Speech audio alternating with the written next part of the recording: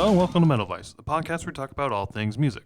Well, the things we care about. That's right, which is mainly metal music and live music. I'm one of your hosts, Brian, joined with the other host, Karen. And this is part 2 of our Lamb of God Headbangers Boat cruise. Yes. Yeah. We did part 1 already. That was quite long. Well, the whole thing was quite long. Yeah, so we split it into 2 episodes. Right. So this is an intro for that. We're going to cut here and join in for day 3. Day 3 and 4. Yep. Awesome. Enjoy. See ya. And then we get to day 3. Day 3. This is when your seasickness hit fucking hard. Oh my God. Yes. I couldn't even. I'm a coffee drinker. And I'm like, as soon as I get out of bed, the first thing I do is drink or like make coffee and drink coffee. I only took 2 sips of coffee that morning. Actually, like almost all day. And I did not keep those down. So that's kind of my sign that I am not feeling well. And I don't drink. So it's not like I was hungover or anything. It was definitely seasickness. And I liked your approach for getting coffee because you would go to Starbucks and get like your iced coffee. Yeah. You'd get one for when you were there and you get one for the room and you just stick it in the fridge. Yeah. Because that way you had one as soon as you get up because you are that person like, I need coffee right away. Yeah. Like I'm not let me shower and go down to the cafe and get some coffee. No, I'm like, I need this in my veins. I can't do anything before. Yes. Like I'm not even opening the door type of shit. Yes. But yeah, you were not feeling good at all. I can't remember when I actually got out of bed. We had to get out of bed though, because that was our photo day. Yeah.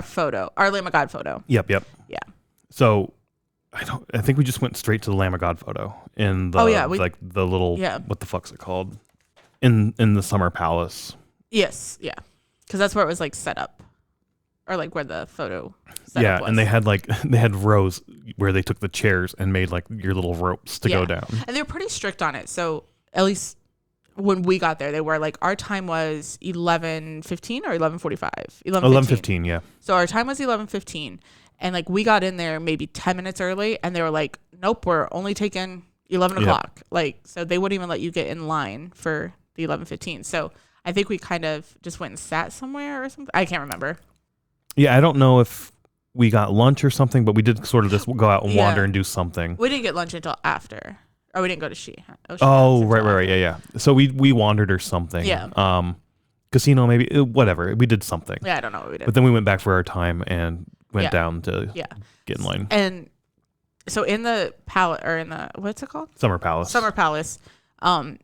They had all the chairs in like your snake row or your snake queue or whatever you want to call it. And I was grateful that they had some chairs. So you can sit down in between. It was rough standing there. And like I wasn't expecting to, I was honestly expecting, let's go take our picture. I will go back to the room sort of thing. But since we had to wait there, it's like, shit. And it probably took an hour. It did take at least an hour to get through that line. There wasn't a whole lot you did, honestly. You went in, you stood next to him, you got 2 photos, and then you left the other side. Yeah. Some people were bringing stuff in to get signed, but they weren't doing any signings whatsoever. Right. Which I understand, because if you're taking photos with, say, half the boat, which is probably like 1,000 people in one day. Yeah, I don't know what the capacity was, honestly. Yeah. But okay, so let's just say half the boat getting their picture, because then they had another one the last day. Yep. But if you're getting your pictures with half the boat, it's like you can't do conversation, you can't do signings, you can't nothing. Like they even took my bag and like set it at the end. But yeah, so and I understand that's just to keep the line moving. Yeah, we've only done one other of these sort of meet and greet type things, and that was with Bloodywood. And honestly, we just walked up, said a few words to them, shook hands, got our photo, and left. Yeah. Other people were bringing like set lists and records and like, hey, can you guys sign this? Yeah, let's go. Yeah. But there were like 30 people versus right. 2,000 people. We need to get like, all right, we got to get through this. Because it was an hour for us to get through the line. Lamb of God was there for 2.5, 3 hours, 4 hours. Longer than that. Probably 4 hours, yeah. So that's half of their fucking day as well. Yeah. So, and they had to play that night too, I think. Yeah, they did. They played, yeah.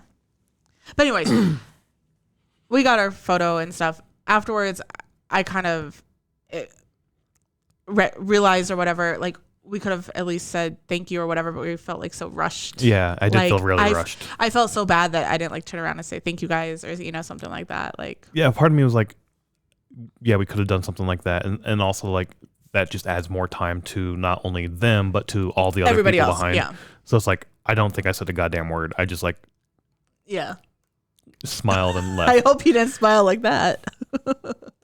I don't even remember, like, was it Art or somebody?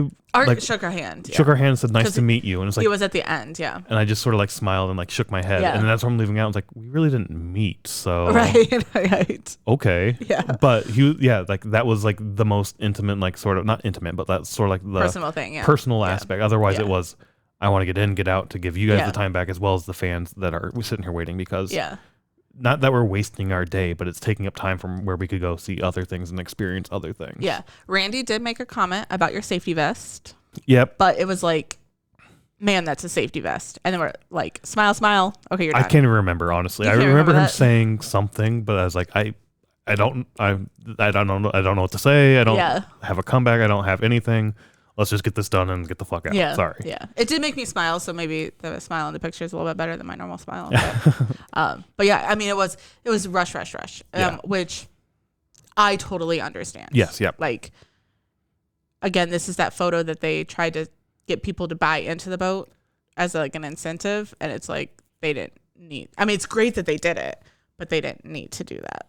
So we went after this to O'Sheehan's. Yes. And it was crazy busy because they're setting up for Hatebreed. No. Wait, I'm getting my days mixed up. Mm-hmm. It wasn't busy at all. Like there was plenty of places to sit. What I was trying to do is comment on they didn't need to add the like if the photo op was a incentive to try to sell tickets that they didn't need to do it. What I was trying to get to is the next day when we were sitting at O'Sheehan's where it was super fucking busy. We were at a big table, that's all the tables they had left, and there were two other women that they like, are you okay sharing the table with people? And we're like, yeah, bring them on, that's fine. And they brought these two other women by and like, oh, thanks for sharing the table. And I was like, fuck it, whatever, we're not using those seats. Yeah. And we ended up talking to them. They were on Mega Cruise. Oh, yes, yeah. That Lamb of God ended up covering for Megadeth because I think Dave had to leave for therapy. Yeah, like he had throat cancer. Yeah. Right? Yeah. So Lamb of God came in and was like, oh, we'll headline this. And that may have been their first cruise. I don't know. No, because they had met on a shipwreck. Like No. They as in Lamb of God's first cruise. Oh, possibly. Yes. Sorry, I think with those ladies. Doesn't matter. But they were telling us for the Mega Cruise, they ended up giving away cabins. Yeah. And they said that because I said, oh, yeah, I remember that being advertised like in 2018. I think the cruise was in 2019. But at that time, we weren't financially in a place to do a cruise. Yeah. So, or to spend that much money. And then she said, oh, this is probably going to piss you off then. That they gave away cabins. Right. And she was saying the people they gave them away to were just assholes, douchebag pieces of shit, not metalheads. Yeah, like they were there to hook up and not do anything else. Yeah, and they weren't into the music and shit like that. They were just there to party, basically. So the only thing I can think of is based on that experience, Lamb of God's like, we're not Megadeth. Megadeth, a big four band, and if they can't sell out a cruise, how the fuck are we gonna do it? Like that's the only possible reason why they would throw this on for our minds, yeah. But it did sell out instantly because it was so fucking good. Like the lineup was so good. And not saying that Mega Cruise wasn't. I don't even know what the fuck the lineup was. I don't know what their lineup was either. Yeah. But Lamb of God was definitely on that cruise too. I don't know if it was a different ship, a bigger ship. I don't know. I know it was from California. I do know that. But maybe that's the one thing I can think of as to why you threw on this sort of photo op when you don't need to. And maybe that's going to be a standard thing going forward. I don't know. Yeah. I mean, it'd be cool if every year they did a photo. But it definitely felt like a incentive to buy early. Yeah. But in any case, that was just sort of my commentary on on that, whatever the fuck we were talking about. Rambling again. Anyways, I think we're at lunch.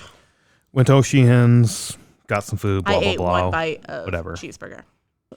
Right, this is the day we got the cheeseburger, and it was basically the same cheeseburger it is, that you get in the cafe. Yeah. In the buffet. Yeah, it's fine. It's not, the buffet food honestly was average at best. I was not happy with the buffet food. I had pizza, and that was really all I ate. Yeah, I think I had like pasta salad and salad every day. Oh, and a piece of bread. Yeah. Otherwise, I wasn't a fan of it either, but we weren't there for the food. We were there for We the weren't. bands, Honestly, so. yeah, we weren't. And it was substance. And it's, in my mind, if we were at a normal festival, we would be eating pizza and, fair food, basically, anyways. And I felt like this was an upgrade from that. I don't know. I like that food better. Fried cheese. Like, they had mozzarella sticks, I think, that second night. Oh, disgusting. And I took one bite, and I had, like, spit it out into the trash can. Like... And then I was I didn't spit it out, but you didn't bring me back a drink. I need to get a beer or something right now. It makes me gag thinking about how horrible those were. It was so goddamn bad. Yeah. So yeah, the food in the free food areas. So I did get pretzel bites the next day at O'Shea's. Oh yeah. Those were actually really pretty good. Yeah. I enjoyed those. Yeah. But all the other food was, again, average at best. Yeah. It was edible. Mozzarella sticks, not even edible. Oh, no, those weren't edible. No, those were disgusting. And if there's somebody out there who did have them and loved them, I don't know what the fuck's wrong with you. Yeah. There's something wrong. Yeah. But whatever. To each their own, I suppose.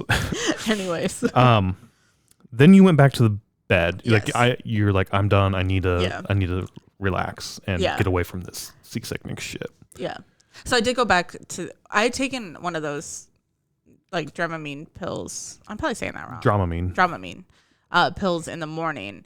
And then I went back to the room, and my plan was just lay in bed, but I ended up closing my eyes, and then I was out until like 4:30 or 5. Yeah, I'll have to take a look at the schedule here in a second and see exactly when. Yeah, it doesn't really matter. I was out for a long time. But during this time, I went to the casino because I wanted to play in the poker tournament. Oh, right. Where so either way, like I would have been by myself. potentially, like Yeah. if you I could have been seeing music or something. right, instead of yeah. sleeping. So the poker tournament they had was listed as Friday in the afternoon, and the final table got to play with John from Lamb of God, the bassist. And Did he have to pay $120? I bet he did. I'm pretty sure he did. I'm just joking. And there wasn't a whole lot of information around how this worked. Yeah, no. I haven't played poker in, it must be 10 years. close to 10 years. I bet when you played in Vegas, when we went in 20. I played in Iowa before moving to Chicago. Oh, yeah, at probably. That, Rivers Casino, or where the fuck. Yeah, I forgot about that. In a tournament there one night right before moving to Chicago, which was 2015. So 8 years. 8 years, yeah. 8 years, yeah. So I haven't played poker in like 8 years. And the last time I did that tournament, I got my ass handed to me, and I was fucking knocked out within like 5 minutes. And it's like, well, that's a waste of fucking money. I suck at this game. That was a joke here because you're like, I'm going to go play poker. And I'm like, okay, see you in 5 minutes. Yeah. So I went down to like ask, like, how's this work? And it maybe other people who play poker, because a lot of the people who were playing play poker, and maybe they knew how it worked, but it was a satellite tournament where there were 3 separate tournaments, and the top 3 players from each tournament went to the final table with John. So 10 players total. And I was like, oh, all right, well, you're sick. I'm going to, resting and whatnot, I'm going to go play poker. And it's a $120 buy-in, go down, play in it,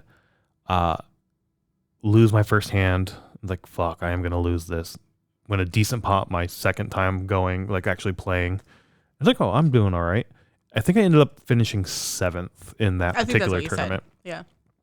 Or in that particular round. When we did get down to the final table, I realized, because it was pointed out to me by the other players, I'm doing this thing called string breading, which I didn't know what it was, but you like take your chips and you put them out there and you count them. And then if you take a couple of your chips back, that's called string betting, because it's like, here's 10 chips, I'm only betting 2 of those 10, because it makes you think like, oh, I remember you doing that like when we played with our friends, where like you would just hold them in your hand and like, well, yeah, that's what I was doing. I was counting it out, and I do it because my hands are so shaky and I'm so nervous. I need the other leverage because I don't want them to see how nervous I am. And even that first hand I won, the guy sitting next to me was like, good hand. I didn't say a fucking word to him. I just looked at the table, didn't say shit, picked up my chips, and I was like, the guy's just like looking at me. He's like, all right, this guy's a fucking asshole. Probably. And I was like, I'm not. I'm so nervous. Like if I open my mouth and say thank you, it would be very crackly and high pitched and shit. Like you're a 13-year-old boy. Right. Like it's like, oh, he has no clue what the fuck he's doing. This is free money over here, which if he had realized that, it probably would have been free money for him. But all in all, I really wanted to win that, even though I don't play poker at all. I feel like I did decent. I think you did good. Yeah. I wish I would have done better. Toward the end, I was definitely making stupid bets, I feel like. And looking back, it's easier to look back and be like, oh, I should have done this. Oh, I should have done this. Regardless, it was fun. I had a blast. But I did miss some things. Yeah. Because, I mean, that's how any cruise is, basically. It's like, if you choose to do X, Y, Z, there's also 10 other things happening. I mean, on this cruise, it wasn't necessarily 10, but there's other things happening, and you have to choose what you're going to miss out on. So the plan was you were going to go rest up for a little bit, and then you were going to go to the art cruise. I was. Art cruise drum off, The right? drum off, yep. Yeah. And we had already picked a spot, like go to this section and this balcony, and I'll meet up with you when I get knocked out of the poker tournament. And I got knocked out, and I went to where we were supposed to meet up. And I did send you a text that, hey, I'm going to try to get up soon. But then I saw the waves. Yeah. And I closed my eyes again. So I went there right when it got over. And it's like, oh, I completely missed this. Yeah. I wish I would have been able to see that. It sounded like a fucking blast when I was walking up. That was something that I really wanted to see that was outside of a band playing. Yeah, for sure. And that was this same day, wasn't it? So Art did the fucking drum off, then his set, his Lamb of God set, and then he did a DJ set, which we're going to get to here in a little bit. I forgot. All his shit was in one fucking day. I forgot to bring this up during Lamb of God's set the day before, but they went through like who's doing what on the boat, like who had, because like Randy did like a beer tasting and a Q&A, and the poker tournament, and then the drum off, and as well as the DJ set, and the DJ set, and then Willie was like, Willie's doing shit. He's hanging out in his cabin with his wife. He ain't doing shit. And I even heard him yell like, I ain't doing shit. Like, because we were pretty close to the stage. And so that was really, really funny. Yeah. They all had stuff going on and they were all pretty busy. And then it's like, I ain't doing shit. So I did see Willie when we were standing in merch line. I think you went down for God forbid. Oh, okay. And he walks by with his wife and like got stopped by a fan, took a photo. 2 steps later, got stopped by a fan, took a photo. So maybe it was like, I'm just gonna hang out. Yeah, and just hang do my out with own everybody. thing. Yeah. But there were a lot of photos being taken of everybody with every band. And everybody's super chill with it. I think that's something that was really cool about like the cruise aspect. And then we also got this with Milwaukee Metal Fest, is like the bands were with everybody on the boat as well. And it wasn't like one of those, sometimes you get like the festivals or you get whatever, or even the regular concert, it's like the band doesn't come out, the band's not seen, they're only behind stage, like it's like they're this secret thing. Yeah, and not only just like hanging out with people, they're going to the shows and enjoying the music. Yeah. Like just having a fucking blast. Yeah. And just like walking through the bars and shit. Yeah. But anyway, Art Cruise, drum off. Missed that. Wish I would have seen that, but whatever. We ended up meeting up and then going down to see a little bit of Testament set as well. Oh, right, because they were on the main stage then. Yep. Yeah. And then after that, we went to Spinnakers for the first time. This was our first time at Spinnakers. Oh, was that for Violence? I think was it Violence? Let's take a look. No, that was Fit for an Autopsy. Yes. And I was so excited to see that. And I was like, I was done with the seasickness part, but I had hit like, I don't know, maybe because I took another drama. I mean, like, supposedly you say that they're not tired. Or I don't think they're supposed to make you tired. Like, the whole point is to like keep your motion sickness away, not I don't know. You tired. I fell asleep. I could not stay awake. I think we were both sitting there for a little bit, and then you went to the floor. I didn't get to the floor. I stood on that high top area. Oh, I thought you went to the floor. In the back. Yeah. Oh, okay. And then you came back, like you went and got a beer, and you came back, and I was asleep. So yeah. I apologize, Fit for an Autopsy. I was so excited to see you guys, and just couldn't do it. My body was like, "Fuck you." A good set too. An awesome set. Yeah. For that, I did like hung out over there, like I was saying, over by like the edge, and then I went and sat down with you and enjoyed the set from there too. They do a cover of "Walk with Me in Hell." Do they? Hell. Yeah, and I like it a little bit better, but I was really hoping to hear that on the boat, and maybe they played it during one of their sets because this is the only set of theirs that we saw as well. Yeah. Again, you can't see everything, and sometimes some of the bands you only get to see once. Yeah. But the next band, Mastodon, was our second time seeing them. Was this in the theater? Nope, this was on the main stage again. Oh, okay. We did leave because you started to wake up and you started to feel a little bit better. Oh, I got hungry. So you got hungry, yes, and we went I remember. and got food toward the end of their set. Yeah. Which sucked a little bit because we missed Randy coming out and doing Blood and Thunder. Yeah, because they Mastodon mentioned that. No, it was during the podcast. There was some other time we've heard it. Yeah, that they heard mentioned somebody it. say Yeah. And I was like, darn, I can't believe we missed that because that would have been so awesome. And we almost stayed to the end. Almost. If we would have waited like 2 more songs, it would have been the end. So fuck us. Who cares? Yeah, it sucks, but whatever. It is what it is. Again, very similar to the first set. I remember the few songs I heard. I had heard those. Yeah. The night before, but still awesome to see them on stage. Disappointed we missed that bit, but whatever. You can't see everything, right? Right. So we're having a blast. We went and got some food so we can continue and go see the next band, which was Violence, back up in Spinnakers. Yeah. And this one I did go down on the floor for. Yeah. And got like super fucking close to the stage. Had gotten a beer down at dinner in the food court area and took that up, stood on the floor having a couple drinks. And security came up and just like tapped me on the shoulder. And I was like, oh shit, am I too close? I think I was taking photos and videos too at the same time. And then the first day when we walked around, they had a sign that said no flash photography or videos. Yes, yeah, like all over the place. So I thought he was pissed at me for taking a video. But no, he's like, you can't drink down here on the floor. Oh, really? And I was like, oh. And he points up, like right in front of my fucking face. There's a big orange sign that says no drinking. Oh, shit. I was like, oh, fuck. I honestly did not see that. I saw the stage, I saw the band, and I went straight there and I didn't look at anything else. Yeah. You never even told me this. The security told you that. And I was like, oh, fuck, I'm so sorry. And I walked to the back and it wasn't all gone. It was just fucking Corona. I didn't give a shit. And just like put it on the counter. And it's like, fuck it, I'm going back to the floor. And then there was a few other people who came down and tapped them on the shoulder like, can't drink. Oh, that must be the only stage that you can't drink then. Is it because there's like that dance floor I think there? the wood floor, yeah. Yeah. But Violence, this was, again, a band we didn't know about going into this, but we saw them at Milwaukee Metal Fest and fucking loved them. Yes, yeah. But it was a similar thing where when we saw them, we were fucking exhausted. Yeah. And I think I fell asleep that time. I think you did, yeah, because they were on the second, so at Milwaukee Metal Fest, they were on the second stage, and we sat in the balcony. And you fell asleep, and I'm like, hey, like, we got to get up and get going. That was like the night after we were up to like 3 a.m, right? Yeah. Yeah, or the day after, whatever. Yeah. So during Violence, though, because I sat off to the side again for them, and I think, right? Or did I go to bed? No, I think you sat off to the side, okay. Yeah. So it was either them or Fit for an Autopsy when I sat off to the side. One of the security, so during the shows, they have like servers come around to ask if you want drinks and stuff. And so one of the security guards was off to the side, and like a server kind of stopped and was like watching the band. And the security guard, another very, very kind thing to do, but he like walks up and he had like a baggie of earplugs. Oh. And he was like, oh, do you need like earplugs or whatever? But he had them. They were just like flesh colored basically. So like I saw him when he walked by. I'm like, oh, you do have earplugs in.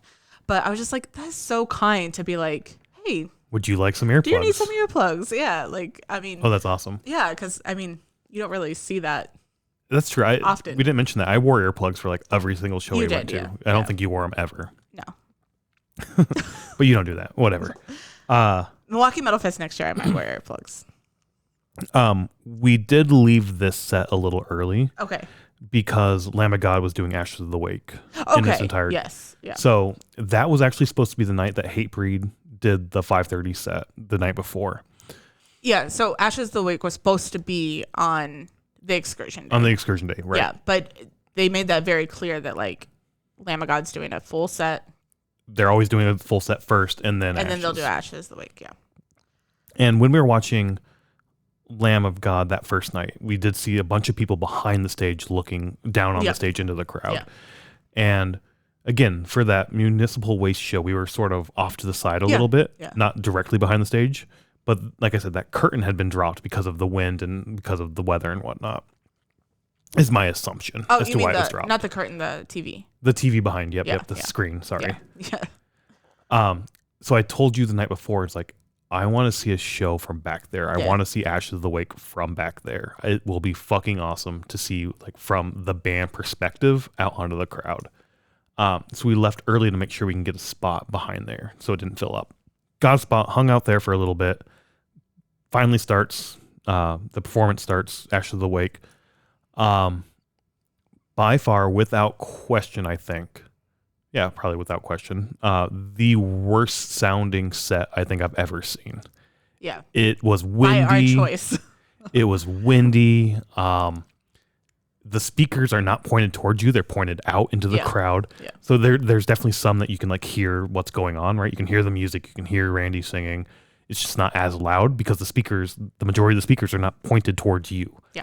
Because you're not supposed to be standing behind the set. Or behind you're the not. Stage. I mean, it wasn't set up to stand behind the stage. So even though it was like the worst sounding performance I think I've ever seen, it was one of the best shows I think I've ever seen. I agree with you. I liked the view. I liked seeing a show from that perspective and seeing Lamb of God perform in that and watching the crowd and everything in that perspective. But it sounded like shit. I would never do it again. Would you do it again? I might. I thought it was really, really, really cool to see it.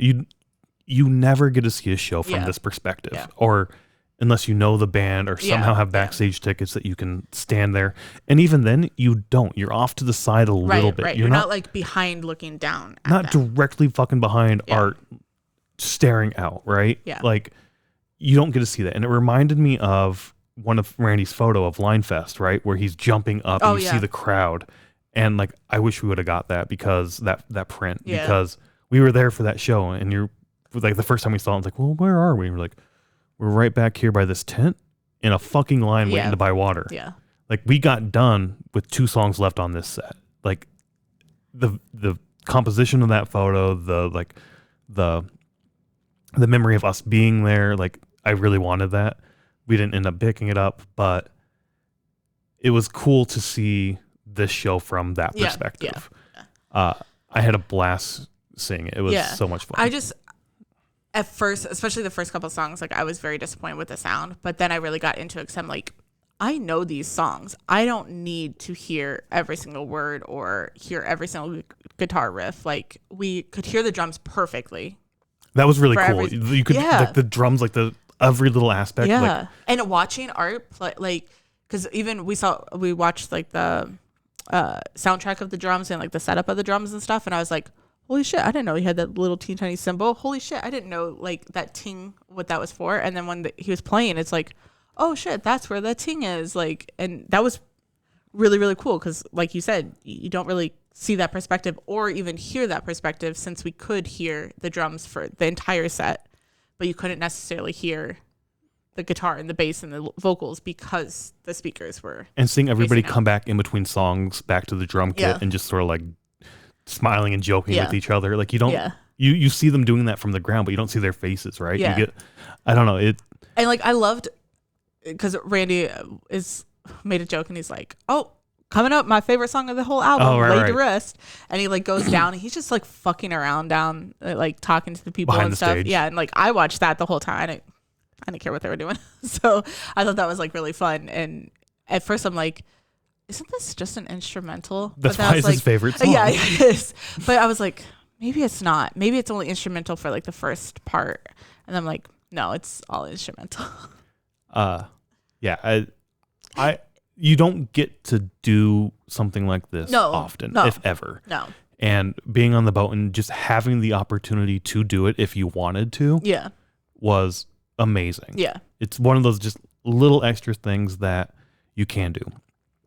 Again, going in, we kind of knew the sound wasn't going to be the greatest. Right.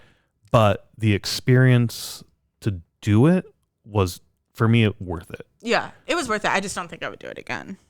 I might, but I don't know. I maybe if it wasn't so windy. Because the last 2 days, it was like really, really windy. It was very windy, yeah. Because of the storm. But you also didn't get the crowd feel, which I really love the crowd I feel. do That's too. the main thing I like about seeing live shows. Is the energy of the crowd and being in that energy. Seeing it from that perspective, you did get the energy. It is different. It is different, yeah. But again, I didn't care if it sounded good or not. I wanted to see a show from that perspective, and it was so much fun. Yeah, it was really fun. And then Randy comes out with a shit ton of pics. And just fucking pelts them at us. A tub. And yeah, he even threw like handfuls up to the balcony where we were standing. Most of them fell on the little canopy thing. Which was metal. I did not think it was metal. No. So like I took my shoe off. I think the person next to you took their shoe off, and we're trying to like fish them into us. And a guy walks up to me and is like, hey, hold on. And jumps over onto the canopy and just starts picking them all up. And then hands them out to everybody. And like, here's 5 for you. Here's 10 for you. Yeah. Here's 20 so for I started you. handing them out to people because I'm like, did you get one? Did you get one? Yeah. It's like, let's just all share them. Like, there's no reason for somebody to go home with 20 of them. We handed one to one guy and we're like, hey, here's a pick. And he's like, oh, cool. Thanks. Wait, I have this one. Yeah. Here. And he gave it back. Yeah. Yeah. But I think that's such a cool aspect. I mean, we kept 2 for ourselves. One of each. One of each, yeah. And then we just handed them out to people because in my mind, I'm like, there's somebody who didn't get one. Yep. And I'm like, we're all here to share the experience and everything. So there's no reason for us to hoard 20 of these and take them home. Right. What the fuck are we going to do with them when we get home? Yeah. Yeah. We don't need 20 of them.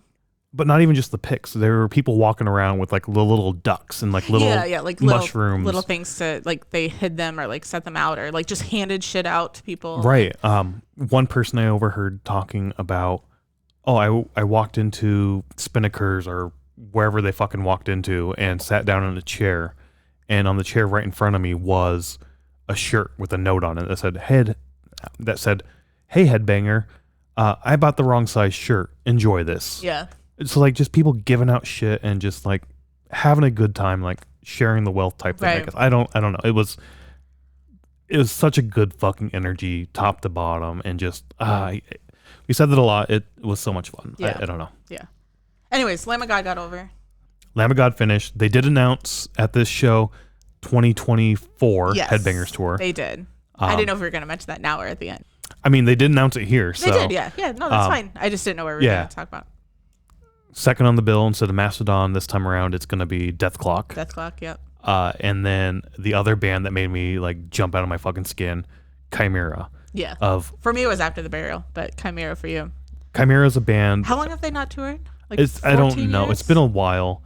They came back this year and did a festival, Incarceration, I think, and they did a reunion show. I think in Ohio. They're doing Incarceration next year. Oh, is that what it is? Yeah. Okay. 2024. So I'm wondering if they're going to do more shows next year. I'm sure they will. It's a similar thing to Shadows Fall, I think, where Shadows Fall started with a reunion show back at their hometown, Boston, I want to say. And I know they're from Massachusetts. Massachusetts? Yes, that place. I think Boston too, but I know they're from back that way. And they did a reunion show and like it sold out instantly. And they're like, oh shit, maybe we can tour again type thing. And that's where I was like, fuck, I missed that. I hope they tour again and blah, blah, blah. Everything I mentioned before. Chimera did the same thing. I was like, oh, fuck, yes, please. But Chimera's back in that early 2000s when I started getting into metal, they were one of the first bands I got into, but never got to see them live. And when they announced that reunion, I was like, God, I hope they come back and do a tour. And then when they announced them on this boat, it's the same thing with Shadows Fall. It's like, fuck, yes, yeah, they're back. Yeah. Let's do this. So when they announced that, it's like, all right, this is fucking awesome. This is going to be a great, great boat tour. Yeah. I remember when they like just went, I mean, because he read every single band and like people went apeshit crazy for like so many different bands. And some of them I've never even heard of. And I'm just like, next year is going to be fucking awesome, just the same as this year. Exactly. So that's why we keep saying like, next year we'll do this. Next year we'll do this. We'll see. We'll see. I mean, we've talked about this before with festivals where we want to do all the festivals. We want to do a unique one every year. Yeah. You can't, people can, we can't do every single thing. We can't do every single thing. We also can't do Headbanger Boat and 70,000 tons. Correct. You have to pick one and go like, not you, we have to pick one and pick that. Like I do want to experience those other cruises. I do want to experience that particular festival, that particular cruise. But this one was so much fun. It's like you have to make that decision. Yeah. I want to do this one again next year. But then we might have to think going forward what we do. Right. Yep. But I had so much fun. Well, right now, coming up, I mean, we've been home for 2 days but coming off of it, I want to do this again. Yeah. But it was awesome that he announced it because going into the cruise, I thought that it was going to be announced on this cruise because every single advertisement was like the first Headbangers The inaugural. Boat. Yep. Yeah. And so I was like, I can't say that word. That's why I said first. But so then I was just like, okay, so they're going to announce. I have a feeling they're going to announce. And luckily it was, I think after Ashes of the Week that he announced it. I can't remember exactly. It was toward the end for sure. So yeah, I was so happy. Yeah, great way to end the set wherever it was. I can't exactly remember when. I think it was like near the end. Yeah, definitely near the end. But if it was the last thing or not, I don't know. It wasn't the last thing. They kept playing for a little bit. Yeah. Okay. Sorry, I can't remember, but I know that they played a couple more songs. After that, I think you went to bed. I did go to bed. Yes. So I popped down for Malevolence a little bit of their set, and I think that was down back at the Magnum stage. Again. Oh, okay. Yeah, that makes sense. I may have walked down there with you, and then I'm like, I'm just gonna go to bed. You may have. I can't exactly remember. Yeah. It doesn't really matter, but I know I did go to bed shortly after that. Yeah, and when I was down there, I did see Randy over there on the side of the stage, behind the stage, hanging out, listening. Cool. That's awesome. Yeah. But I did leave that set early because Art Cruz was doing a DJ set, as mentioned earlier. Yeah. And I was like, I want to see what this is all about. Because even when when they talked about the night before, they're like, Art, you're doing a DJ thing, right? He's like, I don't know how to DJ, so I'm just hitting play. Yeah. At least he was honest. Yep. This was the Dia de los Muertos night where they were celebrating. Yeah, because the days got switched. Yes. So Dia de los Muertos was supposed to be the day before, and it was, on November 1st, so they did it on the 2nd. So he comes up with him and his significant other in really?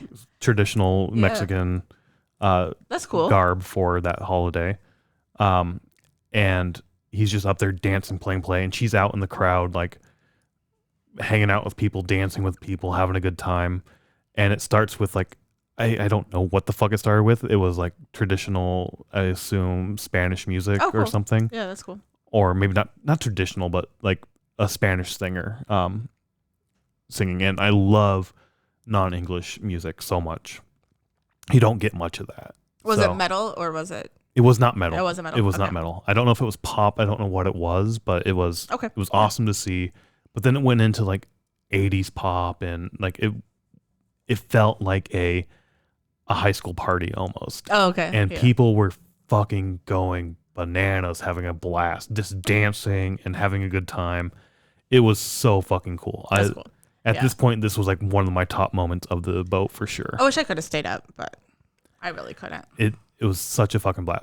I did not expect metalheads to just get so fucking into it and dance, but they did. Yeah. And I don't know why I didn't expect that, because when you go to any concert, right, there's always in between sets they're playing music over the loudspeakers. And it's Country Road and West Virginia, right? That's Country Road. I think so. Well, I don't know the name of the song. I don't know the name of the song. The West Virginia Country Road, Take Me Home, blah, blah, blah. Yeah. That and Backstreet Boys will always come on, and the fucking crowd will sing it at the top of their lungs. Yeah. And it's fucking metalheads, we have good knowledge of other music as well. We don't necessarily like it or prefer it as our main choice of music, but we know it and we do enjoy it to some extent. Right. So I always love that. And again, I don't know why I didn't expect people to have fun during this with non-metal music going on, but I should have known. But people were having a blast, and it was so much fucking fun. I loved that set so much. Then after the Art Cruise thing, I just you went to bed, so I went to the casino and just sort of wandered around, played slots for a little bit, lost money. Talking about people just being fucking amazing people. I was walking around that night, and somebody just walks up to me and they're like, "Are you gambling?" And I thought it was more of you're sitting at a slot machine. I want to play this. Get up, please. Because I've been to casinos and people are fucking assholes if you're in their slot. This is my slot. I put the money in. The next jackpot's mine. So I thought that's what this guy was wanting. But no, it's off and on I'm gambling. Oh, here's $20. Have fun. Motherfucker just walks up and hands me $20 and says, "Have fun." What the fuck's up with that? Just amazing goddamn people. Yeah. But yeah, just hung out down there, gambled a little bit, talked to a few people. Violence was down there hanging out. It was a blast. Again, I stayed out way too fucking late and drank way too much. And I think I stumbled back to the room. I say stumbled. I made it back, but I don't quite remember making it back, but I made it back. 3:30ish, somewhere in there. Yeah, 3:30, 3:40, something like that. And just like, I was out. I woke up probably 11 to 12, somewhere in there. Probably. To the captain coming over the loudspeaker, being like, just a quick update. We have to abandon our search and rescue efforts. We're heading back. And I was like, what the fuck is going on? And you had to like explain to me. Yeah. Like somebody unfortunately went overboard. Yeah. So almost immediately after you got back to the room, the first call came out that somebody, and they literally just said like man overboard, starboard side or something like that. Was it like in our room too, or was it just in the halls? It was in the hallway, but it was loud. Like you could hear it. You could hear it? Well, I mean, because we had nothing on. I mean, we were like sleeping. So, there's like nothing on, so you can hear it. Well, I mean, we've heard those announcements in our room also because they do them periodically through the days, but it's sort of like muffled and whatnot. I didn't know if this was like a big alarm and then like pretty loud voice saying man overboard. There was no alarm that I remember, but it was pretty loud. And then I also know because our curtain was open and they turned on. We weren't on starboard side, I don't think, but like they turned the lights on. Like on the balcony? Not the balcony lights, but they must have like spotlights on the ship. Okay. And they turned those on. So that's what I noticed right away. And I went out to the balcony because I was like, I heard the whole man overboard thing, but I was like, I'd woke up when you came back to the room, but I think I was like kind of half asleep. And I'm like, holy shit, what what'd they just say? So I went out to the balcony but you couldn't see. Yeah. You couldn't see anything. Just the lights were on. So I went back to bed, but I couldn't fall asleep because I was like, my brain was just thinking. And then about 20 minutes or 30 minutes later, they come back on saying like, we're in rescue mode or patterns or something along those lines. Yeah, basically like stay off the deck. You can't be on the deck. Like you got to stay inside for rescue personnel, blah, blah, blah. So that came over the loudspeaker. I personally didn't hear another announcement until 7 a.m. Okay. Around 7 a.m. There may have been more, but I may have just been sleeping. That they were in the rescue pattern. Oh, okay. Meaning, I shouldn't say meaning. I have no really fucking clue what that means. But the way I understood it is they were staying in the area for the rest. Like the search and rescue efforts. Yeah, the efforts to happen. And then that stayed in place until, I think they did another announcement at 11 that they were still in that pattern. But we would make it to, that we'd make it to port on time. Because we were supposed to port the next morning. The next day, yeah. And then I think when you woke up, which may have been actually 1 o'clock. No, we left at 1 o'clock. I think we left the room finally at 1. Okay. Well, yeah, like whenever you woke up or like right before we left the room, it was unfortunately we have to abandon the mission to make it back to port. And I do remember them saying we've been searching for 9 hours. Yes. We have to go. Yeah. So 4 plus 9, 12. 3 plus 9, yeah. 12-ish, 12, somewhere in there. 1, yeah. I don't really know the timeline. Yeah, for sure. I did leave that morning while you were sleeping to go get coffee. And what else did I do that morning? Oh, breakfast or something? No, I put down a deposit for next year. So those are the only 2 things I did. And then basically I just went back to the room and listened to music, I think, on my phone. But it was very somber morning. We all felt it. Everybody on the cruise felt it. It was a little bit different when you got up. Not really different, but people had kind of woke up and talked more, I think, and like just things were starting up again. Like they basically what do you call it? Like rescheduled everything. Yeah, the whole schedule got sort of rescheduled and sort of shifted around because of they didn't do any activities in the morning, which understandable. I mean, yeah, I agree with that. But like the mood had kind of changed a little bit, but yeah, in the morning it was kind of weird because I did go. Oh, I did eat some food in the cafe and drink some coffee. And like, it was just because that back area you said where we always sat, back by that back bar on the aft section, was like completely closed or something. It wasn't closed. They just didn't have the table set up, so you couldn't they had no chairs there, so you couldn't sit there. I don't know if that was from the winds, because then they never put chairs back out there. They didn't, yeah, because we wouldn't always sit on that far ledge. Mm-hmm. Yeah, so I don't know what if that was because of search efforts or if it was because of the wind or what the situation was, but it was just a weird, somber morning. We've never personally experienced anything like that. But then once they did reschedule everything, it ended up being Hatebreed was the first band to go on. They immediately said, I guess we did the whole lunch thing. That's when we had the lunch with the ladies, and talked to them for a little bit. And then, so we already talked about that whole conversation and everything. And then Hatebreed went on. And that's why I think it was so busy in there, just because there was really nothing for people to do. They were the only band that was playing, I think, at the time, right? They were, but what I meant in Oceans was it was either you eat or you go to the bar or you sit in your cabin. Yeah. There was nothing going on. And this one stage also. Yeah, and then this one stage was starting. And Hatebreed, I think, was supposed to be on the main stage. Yeah, I think so. I don't remember the whole actual schedule, but it doesn't really matter now. But the first thing that Jamie mentioned was we're all morning. We all, everybody's feeling this, but we as a band and as everybody here, we think the best thing to do is continue on and play the music that we know everybody's here for, and not in a way of we have to fucking play music. It's just music helps so much. It does definitely helps for sure.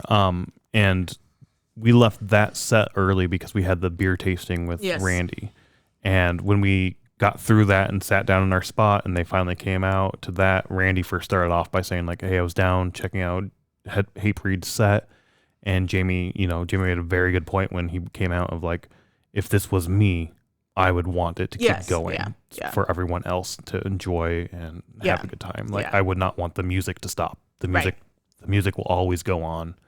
Don't let the music stop, basically. Right. So I think that really helped the mood change as well. For sure. Is everybody, it sounds so weird to say got back into the mood of the cruise, but we all felt it throughout the whole day. And even when we left, got up the next morning and stuff, I feel like everybody still felt it. But for sure.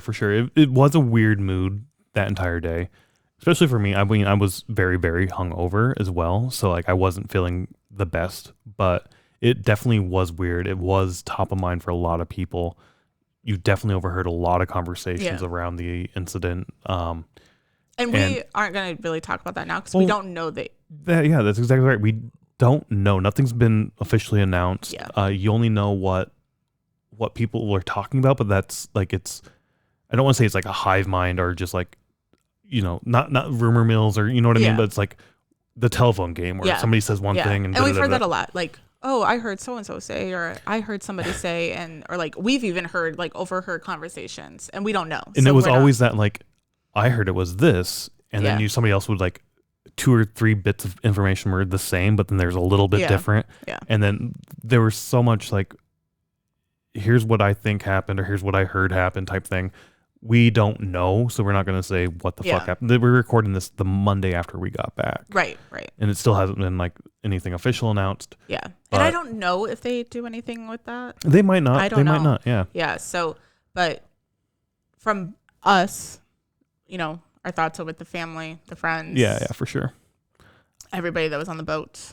Yeah, regardless of accidental, intentional, whatever, regardless, it was fucking sad and not good by any means. Regardless of all that, it was, as you said, a very somber feeling for sure. Yeah. But I guess moving on a little bit. I know it feels weird we didn't really know how to bring this up on the podcast, but we feel like we should because it did change the schedule for the last day. It changed the schedule. It was definitely a big thing that happened. Yeah. And it felt like all the bands throughout the entire weekend, even before this day.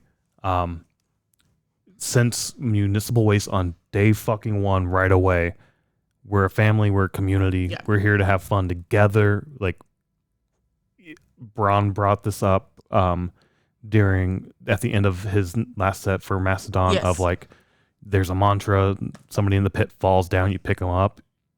We don't just do that in the pit. We do that in everyday life. Right. And we're here to pick each other up. If you need help, reach out. Tomorrow's another day. If today's bad, like, tomorrow's another day. Don't give up. Tomorrow's another day. Don't give up. And we're here for each other. It's like, if you're not feeling the best right now because of what's going on and you're depressed and like, this is a shitty fucking moment, reach out to each other, support each other, have each other's back. You guys always do. You're going to right now. Fucking, we're awesome. Right. We're a good community. Right. Yeah. And every band had good things to say, and not good things, but uplifting, positive attitudes to say and bring to it. Yeah. But anyway, like I said, moving on. Shitty way to do that. Sorry if that's... Yes. We're not trying to be insensitive. Yeah. We're just trying to... Next topic, unfortunately. Yes. The next thing we did was the beer tasting with Randy, as I said. This was a lot of fun. I had a blast during this. Yeah. I go to a lot of beer events, and sometimes I drag you along. Yeah. You're not a drinker at all. I don't drink. I love bringing you along because that means I get double. We did the 0 proof because the alcoholic one sold out. Yes. But I have to say, because of like the theme of this and why Randy did this and everything, I'm kind of glad we did the alcohol free. I am too. The other cool thing was that as you're walking out, Brew Dogs, the brewery that Lamb of God and Randy partnered with, we're giving out free cans of both alcoholic and non-alcoholic beverages. So the whole theme of this, or the whole thought of this, was Randy he stopped drinking at some point. Yeah, a long time ago, I think. And he's like, I used to drink fucking hard. I'm done with that stage of my life. I'm moving on to the next chapter of my life. I'm going into non-alcoholic beers. Found one overseas that was awesome. Yeah, because the whole story, well, not the whole story, but part of the story was he drank hard liquor to get fucked up, basically. But he enjoys the taste of beer. But he never drank beer to get fucked up. Sometimes you get fucked up drinking beer. Yeah. Because you drink too many of them. Yeah. Other times you have 1 or 2 and you're like, oh, that was good. Yeah. But he gave up alcohol, but he still wanted the taste of beer. Right. So. And I mean, I'm the same way. I love the taste of beer. Yeah. It's an acquired taste for sure. IPAs are my thing I go to. But yeah, after that, he found a non-alcoholic beer or alcoholic free, AF, NA, whatever. They're interchangeable. Yeah, they call it AF for alcohol free, but everybody was saying NA and no, they were saying like as fuck. As fuck. Because there's one beer that's punk AF, punk as fuck. Yeah. But then he's like, I want to collab with you because this beer was so fucking awesome. I want to make a non-alcoholic version as well. Let's work together. Went through a whole story of how they finally ended up meeting and getting together. It was fucking hilarious. Which Randy was fucking hilarious during this entire thing. It's so fucking good. Yeah. Again, the other joke that was on the first night that he had, which was overshined by the he has risen joke, was what's brown and sticky? A stick. I'd never heard that. That's such a fucking dad joke to have. And I've never heard that. I don't know. Yeah. I don't remember that joke, so maybe it wasn't that funny. It was fucking funny.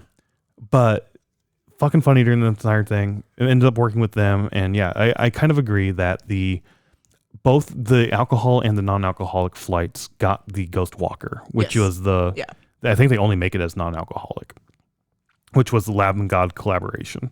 So getting to sit down and hear that and hang out with that. And Randy was up there with the drummer from Bleed From Within. Yeah. Ollie, I think. Ollie. Yep. And just hearing Ollie. Who's fucking Scottish. Yeah. Sorry, that was a bad accent. Just going up there and hearing them bust each other's balls and having a good time. Because it seems like that they've been doing this for years.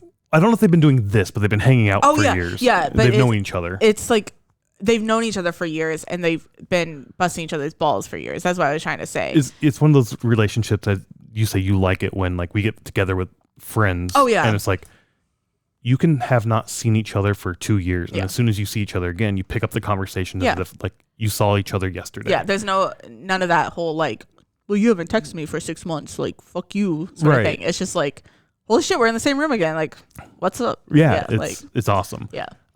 And just Ollie being Scottish would translate Randy's shitty Scottish accent. What's this phrase that Scottish people can't say? Purple. Yeah. Can you not say it? Purple burglar alarm. Oh yeah, purple burglar alarm.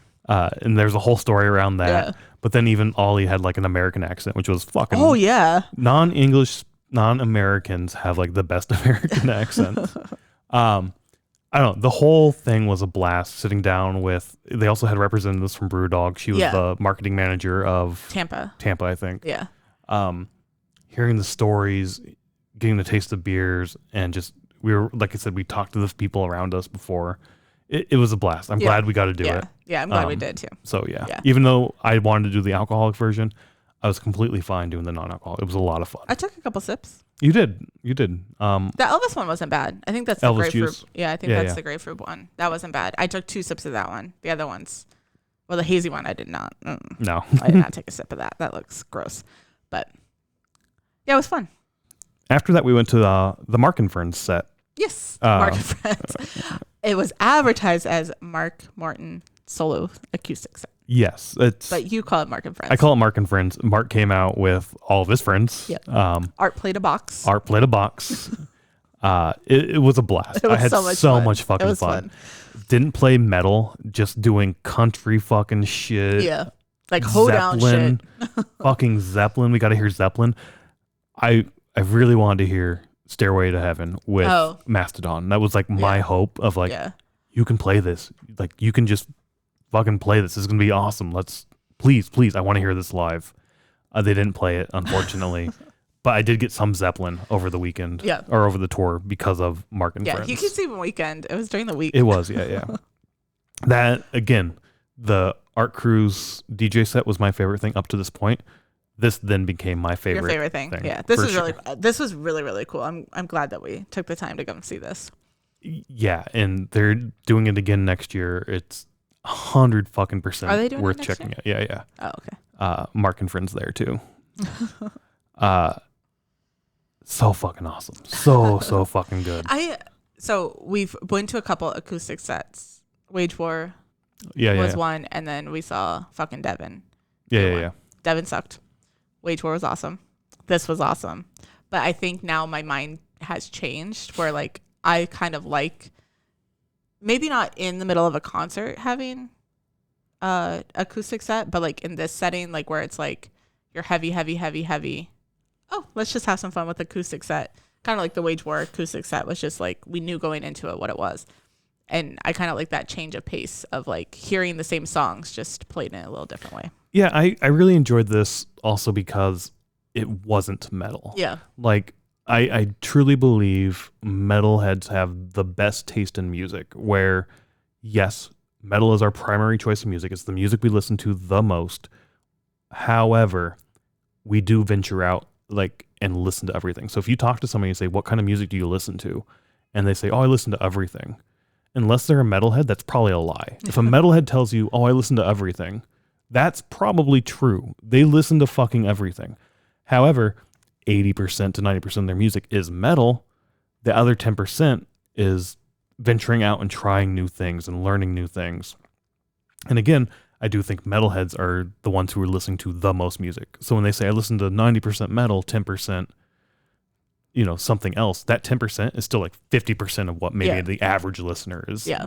Like, fuck, we listen to music all the time. We do. Yeah. Put sports balls on the TV and like, I don't need to fucking hear the commentators. They suck anyway. Who gives a fuck what you're saying? Put a record on, fuck that Gold Glove bullshit. Put a record on, put some music on in the background. I just need to see the play happening. Like, that's all I care about. Yeah. Cooking dinner, cleaning. Like, we're always listening to music nonstop. So, that was my biggest thing of like getting to see like this country hillbilly bullshit, like acoustic, like it was so fucking awesome. Yeah. And everybody, the people playing instruments, the vocalists, everything was so goddamn good with this. Definitely one of the highlights, if not the highlight for me. Me too.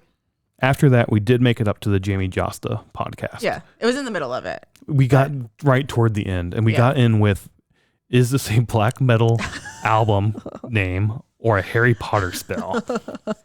So Jamie had Bron, the drummer from Mastodon, answering these questions.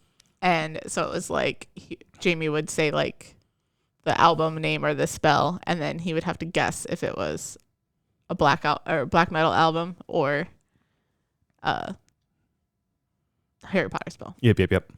The thing I got from this, just the way Jamie was acting and speaking, I've never listened to his podcast, is he came off super fucking nerdy.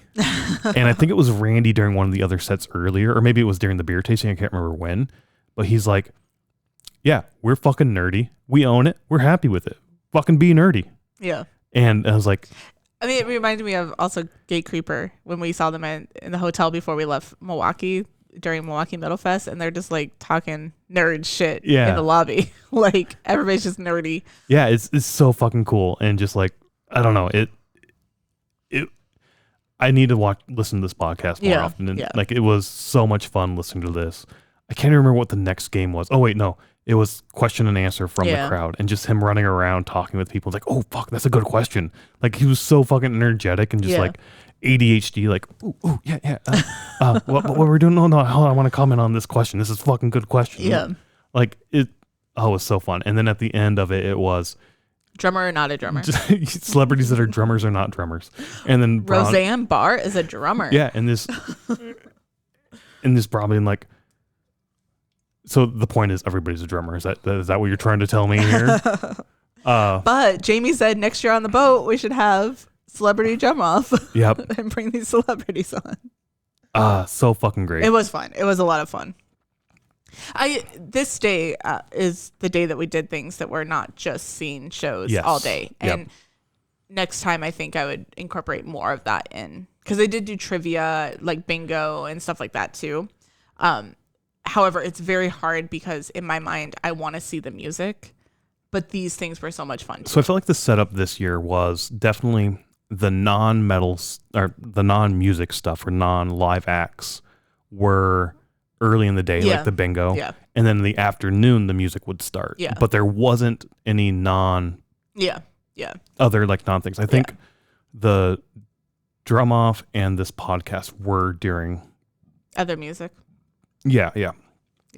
I mean, people have been commenting about that since being home, that they would like to see more, not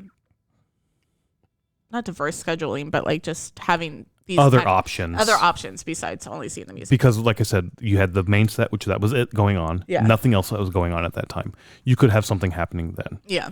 And then when it was the next hour, which is something we didn't mention, that everybody got an hour, regardless if you're the main stage or a side stage, you got an hour set, which is fucking awesome, because most of the time at festivals, it's early in the day, it's like 30 minutes, and or even like openers for normal shows, it's like you get 30 minutes. Yep.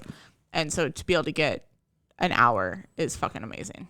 Bleed From Within, Dying Wish, like getting an hour, Fit for an Autopsy, getting an hour of all of these bands was fucking awesome. Yeah. I don't know. This was a lot of fun. After the Jamie Josta thing, the podcast, we did go down to see Shadows Fall, their final set, their residency. Yeah. Brian made a joke about, Brian for Shadows Fall, not you, Brian, made a joke about that they were supposed to be on the main stage, but unfortunately with the change of events for the day and the rescheduling of the day, they just picked up a residency in the theater, the Stardust Theater. Which was fucking hilarious. The other bit that was like fucking brilliant was when he said that, he's like, normally we have pits. We haven't been able to do that because we were here. We're super excited because being on the main stage and actually see a fucking pit. And you can't do that here with all these bars and whatnot. So what I want to see is a single file line circle pit. You know how we did it at the end of sports when we were kids with good games? You walk down and tap people's hands, getting a single file, running the line, running the circle. Walk in a line. Yeah. Good game. Come on, let's go. Let's get this good game going. And it started like people were single file circle. Like it was so fun. It was funny. Yeah. Yeah. Cause like with the bars and stuff at the bottom, you couldn't really even do anything down there. Yeah, again, a very similar set that we've seen already, but who gives a shit? It was Shadows Fall again. Yeah. This is the only band that we saw all 3 sets, right? Well, Lamb of God, we saw both. We saw both of their sets. Mastodon, we technically saw all 3 of their sets. At least part of all 3 of their sets. Yeah. Which the next band after Shadows Fall was God Forbid. I got to see them. I missed them that first night. Yes. Got to see them. Fucking awesome. Yeah. I had such a blast watching these guys. When we did the schedule at the beginning, or before going on the ship, God Forbid was the only time we were supposed to be able to see them was that first day when you were in line for merch. So due to the schedule change, they were on the main stage and we were able to see them. I was able to see them again because of that. Yeah. Also with the schedule we had, Lacuna Coil was going to be the last band we saw of the whole cruise. And we were not able to see them before that because of how we did our schedule. Exactly. So we did that. I think that was the only band we did not get to see live, unfortunately. Yes. We have seen Lacuna Coil before, so I mean, it's not like we've... Yeah.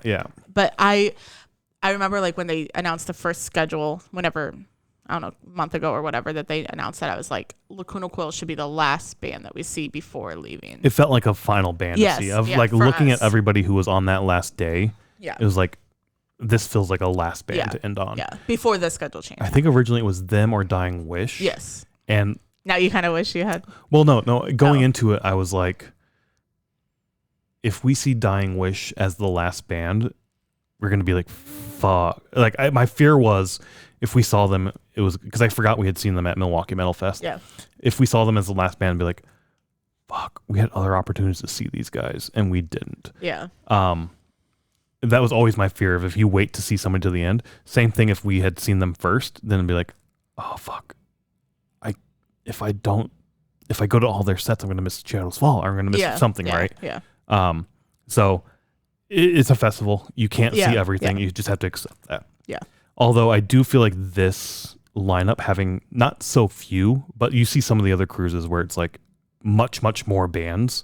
This I feel like is a better number of bands. So I do too, yeah. Because I know we've watched some vlogs of like 70,000 tons, and I don't even know how many bands are on that. There's a shit ton, but sometimes like a band that you want to see is only playing at like 1:30 a.m. or 4:30 a.m. Right. Like you can't. They don't have. Where this I feel like was even better. Where like the first schedule was, you know, like somebody would be on early or later in the evening. So like you could see them if you're not a late person or a early person. So, but yeah, anyway, God forbid we got to see that. I did get to see them.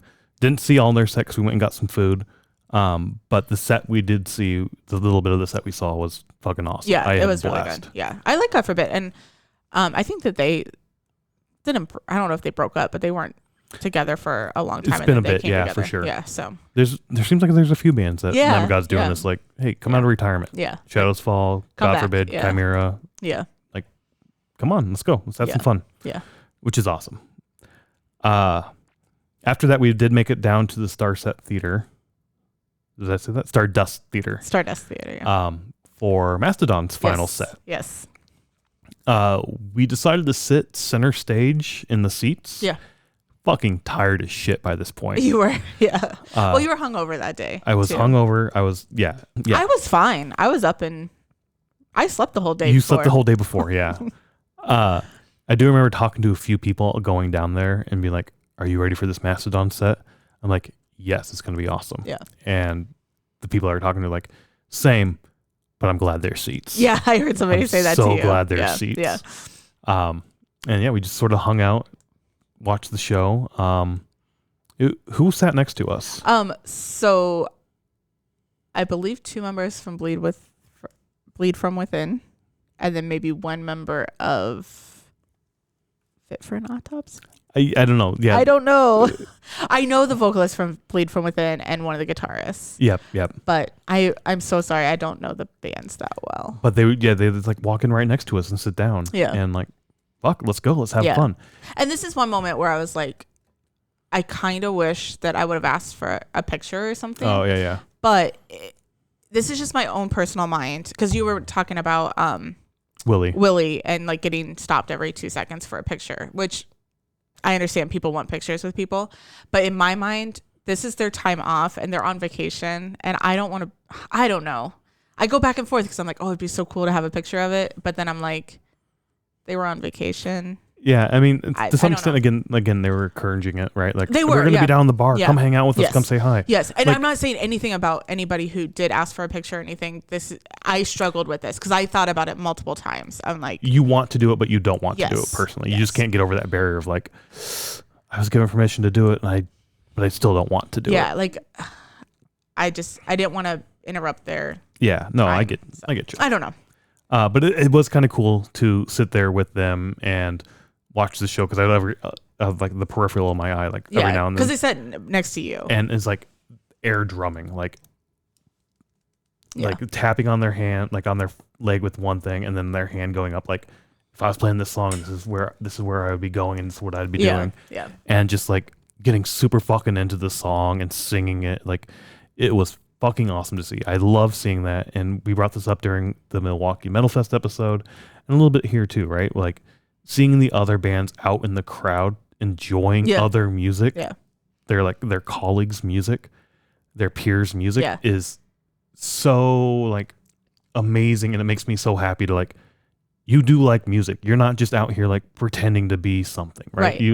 You like music. You love live music. You're here enjoying it because you want to be. Yeah, it's definitely the aspect of seeing a band perform live that you don't get to see the other side of that, of them enjoying the same music that they perform. Yeah, and you always want, I don't know if you, I've always wondered, like, take Metallica, for instance, right? Like James, like he probably can't go to just a random show. Yeah. Like Randy just can't walk up to a random show without people being like, oh, hey, how's it going? Yeah. Like you want to just sometimes enjoy live music. So that would be one of the biggest downsides for me if I was ever good at music of being like, well, fuck, now I can't just go and enjoy a show type thing. Like I know. Potentially. I don't know if that's true. Yeah, like Ika from Apocalyptica went to like the Metallica show when they were over in Europe this year. And like when I saw that on Instagram, I was like, holy shit, that would be so awesome to like be seated next to him. But then looking at the photo, I'm like, he wasn't in the pit area. So I'm like, I don't know where he was seated at. I don't think he had like a box or any, a private box or anything. But then like recently, Disturbed went as a whole band to see Kiss. Oh, really? Yeah. Like just this last week or whatever. And so I'm like, it does happen where they do go and enjoy the music, but this is so much different where you're like, well, maybe not different, but we're like, you just saw this band perform and now they're sitting next to you. And not even that, just like I said, just seeing them at a show and enjoying it and just being like, I get to be a fan. I truly am a fan of this shit. Yeah. I'm not just out here like doing this as a job. Like I'm doing this because I love it. Right. Which then is one of those things like you always hear like, find a job you love and you'll never work a day in your life. Right. Like they love this shit. Yeah. So I don't know. It's so fucking awesome to see when bands are out there. Randy even said it like when he, during their first set, I think. Anyways, it doesn't matter when he said it, but basically like when we decided to put this together, we wanted to see how many of our friends we could shove on this boat. Yep. And it truly is like they are friendly with each other at least. I mean, like they all have a story of like, I toured with so-and-so, or this happened, or 6 years ago we did this, or, like, so. Even that first day when we were walking through the cafeteria, I did hear people being like, oh, fuck, awesome to see you again. What are you up to today? And it's like, oh, well, we have sound check at 2. Yeah. Like, oh, well, we should hang out afterwards, right? Yeah. Like, I don't know. It was fucking awesome. Yeah, it is. The Mastodon set was great. We talked about, the post show, like sort of pick me up, whatnot. So great fucking show. It was awesome to sit there and actually see it and just enjoy the show and the music from like a sitting perspective, which we hate seats in shows, but this is one where it's like, all right, I could sit down for this. I thought about that too. Like I even remember before we went on the ship, I was like, oh, I hope there's not very many shows in the theater because that looks like it's gonna suck. But honestly, I enjoyed the shows in there. I think it's one for the little bit of a break of sitting down, but then also the sound is phenomenal from wherever you are in there. And you could see, I mean, maybe not if you're like on that far side, you couldn't see, but like you can pretty much see from anywhere. Yeah. And like, I don't know, it was phenomenal to even have the theater shows. So definitely every venue we saw every stage we saw in this venue, the boat. The boat, the boat is the venue. It was fucking awesome. Yeah. After Mastodon, we made our way up to Siguar again. A unique set, a lot of fun, a lot of more politicians getting their heads and tits cut off and whatnot. So fucking awesome to see that. A lot of fun there. Don't know what else to say, but I had a blast. Okay, you were like, I'm good. I watched it. You did. You ended up going down to the atrium for Gate Creeper towards the end. Oh, I did. Yeah. But I stayed for probably a good half to a good 2/3. Yeah. Again, it was fun. I enjoyed that set. I had a fun blast watching it. Yeah. Then we go to our final set with Gate Creeper. Our first time seeing them during this particular festival as well. Yeah. It was fucking amazing. It was amazing. Everyone there, not only Gate Creeper, but every person in that pit, on that floor, everywhere, was just milking the last hour of the cruise or the show.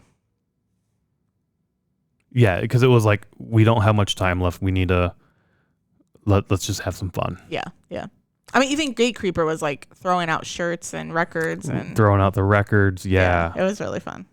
Yeah, it was also their drummer Matt's birthday. Oh, so we all sung happy birthday to him. We did sing happy birthday. I totally forgot about that. I'm pretty sure that was. No, that was. Yeah, that was. Yeah.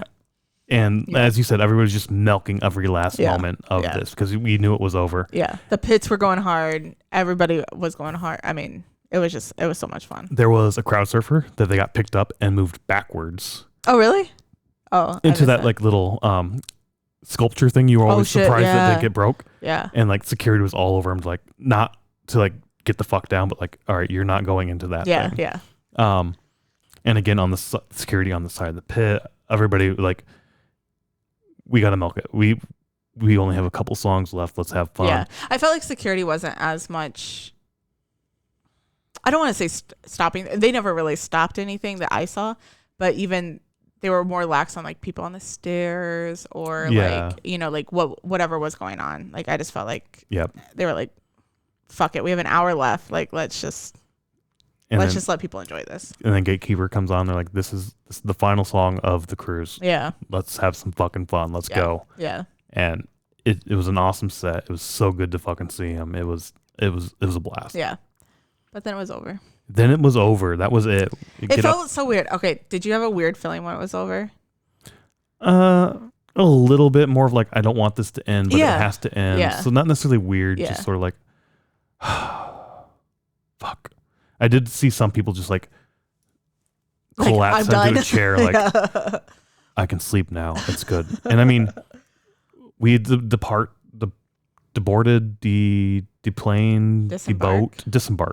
We disembarked the next day. I'm leaving all those words in there. We disembarked the next day. We went to the airport, and I was so fucking tired. Yeah. We ended up getting home, got dinner, ate, and went to bed like right away. And then yesterday, was like half the day on the couch just sleeping. Like, I'm sure everybody had that feeling. Not only that, but like even when we got home Saturday night, laying in bed, I did feel still wavy. Yeah. I felt a lot better yesterday, and I don't really feel it anymore today at all. I feel better during this, but when I was working today, you were very wavy. Yeah, like I even was doing dishes, and I was fucking had to lean up against the sink because I thought I was gonna fall over. So I mean, that was it. Wrapping this up real quick. Nothing's perfect. Things always have issues. What are some cons, I guess, with this particular show that you can think of? Like the show or the cruise as a whole? All of it, everything as a whole. I think the first day, and even even like disembarking the boat, like going from a Disney cruise where there's communication about every fucking thing and like everybody knows what's going on, and you get your little announcements during the show and then at dinner and like all this stuff about what's going on. This cruise didn't really have much communication around things. And it started, I think, for us like during the merch line. Well, it probably started before that, but with that's when with the change in schedule. Like we didn't know about that. Yeah. I do agree the communication wasn't nearly as good as I may have liked it. every now and then in the mornings, like Jose would come on the intercom and do I didn't hear that. There was the first morning and for sure he came on. Oh, I remember the first morning. And Ricky's like, Jose puts the high in high C's. And then you could tell he might have been a little out of it. But they did like morning announcements that you get in like high school and some shit, right? And I was like, oh, that's really cool. They should do this every day. And maybe they did and I just didn't hear it. But yeah. It was hard to hear the announcements sometimes in the staterooms. For sure. Yeah. So yeah, that could be part of it. So, I mean, the communication for sure could have been a little better, like throughout, like the merch for sure. We didn't know about the whole day change of that, of like the boom, boom, boom. Other little bits of communication here and there, like sure, small. There's really not that many things that were wrong with the ship. No, that's the only thing. And then the food quality of being like, oh, this is kind of average at best. Yeah. Other than that, everything else, like if those are only cons, then what are our pros? Like the pros are definitely the people, the music, the staff. And people, we mean everyone. Single fucking person on that boat. The staff, the crew, the security, the fans, everybody was fucking amazing. Yeah.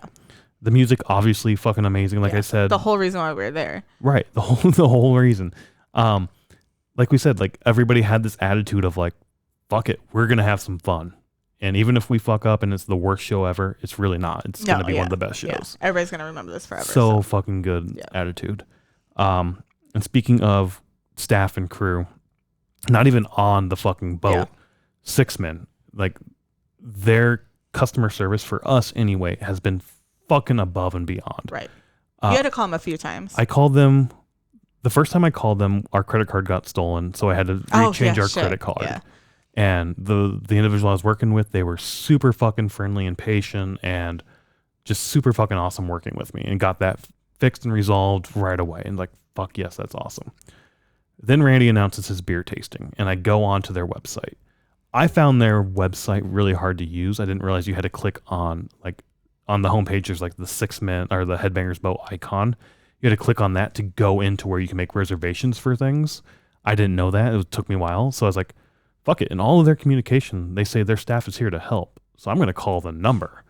So I call the number up, get this nice young woman, and she's like, oh, I don't know. Let me see if I can help you. And she's trying to figure it out, and she can't figure it out. And I was like, oh, no, don't worry about it. It's okay. It's okay. I'm all good. And then she calls me back like 10 minutes later, like, oh, I found it. Yeah, this is how you get to it. This is how you sign it up for it. Would you like me to sign you up for it? Yeah, please sign me up for the beer tasting. Oh, all they have left is the zero proof. The alcohol one, they don't have that. And I don't know why you can't sign up for that. I was like, oh yeah, I'll do that. That's fine. She only signed me up, not you. So then I followed the steps, signed you up for it. And then she calls me back a little bit later. Be like, so I'm sorry. This is my first week here. I talked to my manager. The reason you can't sign up for it is it's sold out, which is what I assumed had happened. Yeah. But like the fact that she called back to explain what the fuck was going on is fucking awesome. Like you didn't have to do that. I assume that's what's going on. Yeah. A little while later, they do another like little a blurb about here's here's what you're signed up for, blah blah blah. Your name was on the zero proof tasting, mine was not. Yeah. So I call them back up. I don't know if it's the same woman I got or not, but call them up and they're like, oh, I am not sure what happened. I don't know why you're not there. My manager, the supervisor, is online helping somebody else. We'll have to call you back. And if I don't call you back, I'll send you an email just letting you know what the status update is. By the end of the day, I got an email from her being like, hey, we're still looking into this. Sorry about this. You're all good. And then the next day, she's like, yep, we found the air. You're now put on. You just need to go in and pay for it through blah, blah, do these steps here. Did that, email back like, I should be all good. Please let me know if it's not good. Yep, you're all good. We're sorry for all the miscommunication and like all the issues and everything about that and the inconvenience. We're working to get you something extra. And like, you don't fucking have to. You solved my my problem, what I had an issue with. And we get on the boat and they gave us like a free dinner at one of the cafe or one of the actually paid dinners. Didn't use it because there were other music going on that we wanted to see and whatnot. But the fact that they like went above and beyond, in my opinion, to like reach out to me and be like, here's what's going on. Like the fucking. You don't get that from anybody. You don't. These people are fucking amazing. Yeah. At least our experience with them. Yeah. I know people probably might have bad experience with them, or everybody always has an off day and yeah. whatever. But our experience with the 6-man crew, from on the boat, not on the boat, talking on the phone, through email, these guys are fucking awesome. I had a blast. Like they helped us have an amazing time. Yes. Yeah. So. And thank you for them for working with Lamb of God to put this on. Yeah, for sure. Fuck yeah. But those are the pros and the cons, I guess. Overall, the cons were really like so stupid. We just had to come up with something. Right. So. Nothing's perfect. Like I said, nothing's perfect, and you there's something that could be improved. Yeah. And communication and food for sure. Yeah. Food they have no control over. No, right. So whatever. But yeah. Last thing before we wrap up. We've called this a festival on water. Yes. So we have a list of festivals we've been to and sort of a ranking of them. On your list or your ranking, where do you think this would fall in? So I think I would change mine because I have Chicago Open Air 1617 as number 1. Okay. I think I would put Milwaukee Metal Fest above Riot Fest. Okay. But then I would put the boat right below Milwaukee Metal Fest. Oh. I think I would change mine all up. I don't think it would be in the same order at all. So I think it would definitely go Chicago Open Air 1617. I don't know what will ever beat that because those years were amazing. Milwaukee Metal Fest and then the boat. Okay. For me, I struggle with this as well. I feel like this is a number 1 for sure. Yeah. Like just the experience and every little tiny thing adds up to make something so fucking amazing. So I could definitely make a strong argument for this being my number 1 festival I've ever been to. However, Chicago Open Air 1617, that was sort of the turning point for us in terms of going to live music. That was our first show in 9 fucking years. Yeah. Right? 9 years? 9 years, yeah. No, 7 years. No, it was 9 years. 2009 to 2016 would be 7 years. Oh, it is 7 years. So we've been saying 9 years forever. First show in 7 years. Yeah. And it was so fucking good that first year, and that second year just continued. Like that's the only time we've seen Ozzy. Like yeah, it was fucking amazing. I don't think anything ever is gonna top that for me. Those shows for me, from like what they mean from like a personal level, I think that's why it's gonna stay number 1. But number 2 for me will be the boat. I think, followed by MKE. Okay. Yeah, super fucking amazing time. If you can make this work financially. Not just this one, but a cruise in general, a music cruise in general, do it. There's so much fucking fun. Yeah. This was a blast for sure. Yeah. Something I can't wait to do again. If it's next year, if it's not next year, we'll see how the cards play and whatnot. What happens, but, I'm going to keep it in the universe and say next year. Okay. We'll see what happens though. I don't know. This so fucking awesome. Yeah. I would not change the last week for anything because it was really fun. So like I said, if you can make this work, definitely go do it. If not, hopefully some point in your life you can definitely do it. And if not, there's still live music out there. Yeah. Live music is fucking awesome. Go check out live music as much as you can. It's so fucking worth it. Yep. Washi washi. Washi washi.